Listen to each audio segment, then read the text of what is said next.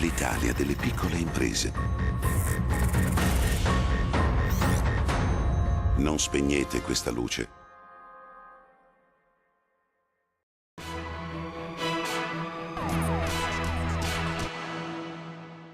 Il Veneto è la regione che in Italia vanta ogni anno il maggior numero di turisti, circa 60 milioni, e questo grazie ad un invidiabile repertorio di proposte: mare, montagna, colli, laghi, terme e città d'arte.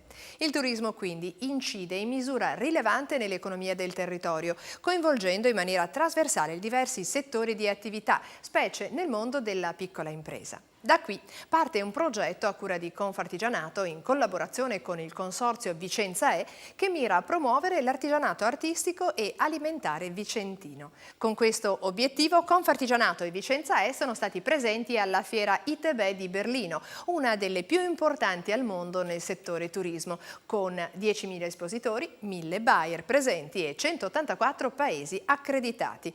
Agli operatori incontrati nell'occasione è stata presentata una proposta costituita da nuovi pacchetti di viaggio e visita legati alle eccellenze del nostro territorio. Il turismo artigianale con la riscoperta dei luoghi di produzione, le ville palladiane, l'enogastronomia.